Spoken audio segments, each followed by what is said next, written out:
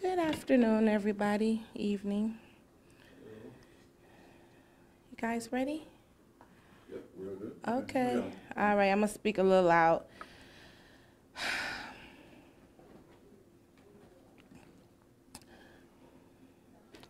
The decision to hire the officer who murdered my son is devastating for my family and I. It feels like a personal attack on our family at the hands of Bellaire Police Department. It is also putting the safety of innocent people at risk. This man has not faced one single consequence for taking the life of an innocent 12-year-old. He was not indicted.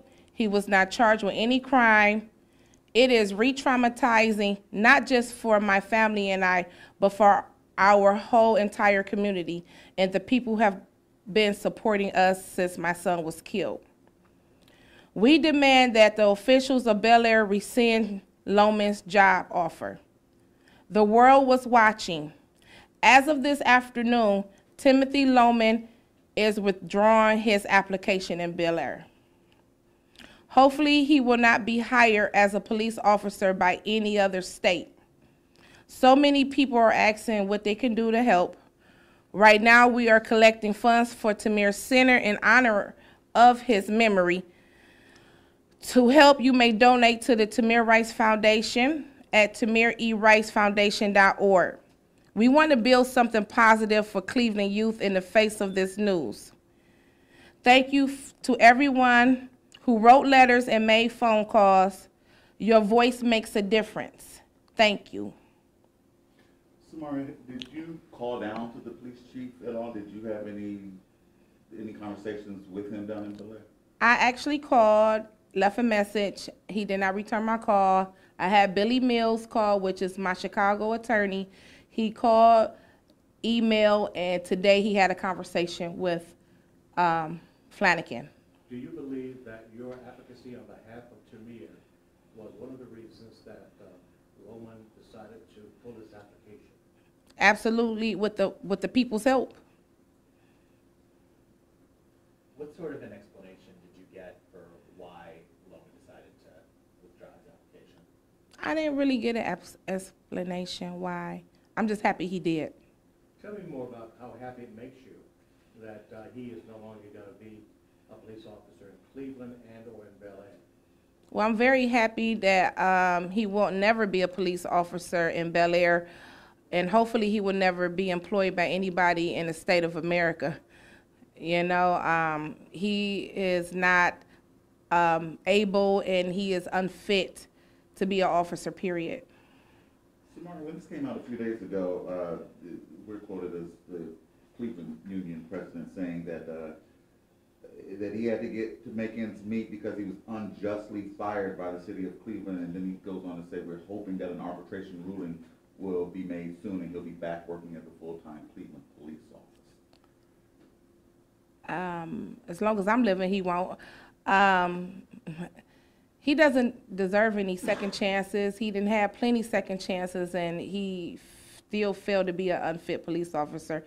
Not because I said so. Independence and the other police departments out there have stated that in their report. So, you know, that's what they have said, and I'm saying it too.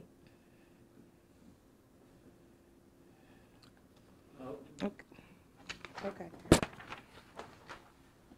Hello, everyone. I just wanted to make sure that we don't miss out on a simple fact. And the simple fact is that once again, we had a municipality and a police department that failed to check or do a proper check of the background of the person that they were going to be hiring to wield a gun and supposedly protect citizens. The same mistake that the city of Cleveland made, and now once again you had a municipality that was going to hire him in spite of the warning signs that were made within the personal records of Officer Loehmann. And so what we would hope is that the law enforcement agencies, not only here in Ohio, but nationwide, take a lesson from this, and that lesson would be that if you're entrusted with protecting the lives of citizens, that you take that seriously and actually do thorough background checks on the people that you're hiring, because it just seems that they're attempting to fill slots. And I think that, you know, in a job such as policing, that you have to have more than just a warm body.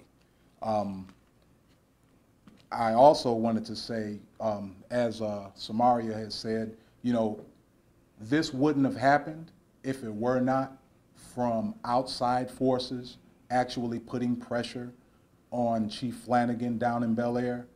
This would not have happened if residents weren't expressing, because we've been in correspondence with residents of the city of Bellaire who have expressed their dismay with the hiring or potential hiring of Officer Loehmann. They've expressed their dismay with the chief as well, surprisingly. Also me. And also Samaria. And so, you know, we want to highlight that fact, and we want to thank everyone who's been helping to exert that pressure. From what we've been made to understand, a petition has been launched to actually call for the resignation of the chief of Bellaire. And I'm sure that this was probably the straw that broke the camel's back. We've been made to understand that he's been involved in different allegations of roughing up 4 different residents of that city. All 4 were only allegedly guilty of misdemeanors. 2 had been acquitted, cursing out a young lady who was handicapped. So, you know, it's just gives you an idea of what you're working with over there, and that was the straw that broke the camel's back for a lot of residents.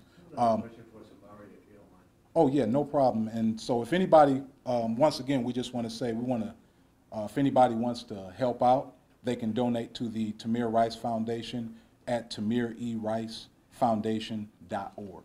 Thank you everyone for your support. The other question I have for you, man, is how did you find out, what time did you find out? Far as him Withdrawing his application. withdrawing his application, I probably found out about half an hour ago, as my attorney was on the phone with the police chief and I was calling to check in with him. He was telling me that he's on the phone with the police chief, and Timothy Loehmann is rescinding his application from Bellaire. I'm like, oh, okay, well, thank you. And he was still, you know, on the phone with the police chief. Apparently, the police chief did not have all of the records from Timothy Loehmann, because my Chicago attorney, Billy Mills, had to get him on the phone with Independence, Ohio, the police department out there. And that's what he was doing while I was texting him and stuff, so he couldn't stay on the phone with me long. Do you know roughly how many people would have called or sent emails down there, or do you just know that there were people who did? I'm sure it was thousands. It was thousands, yes. I do know that for sure. Thank you. Thank you so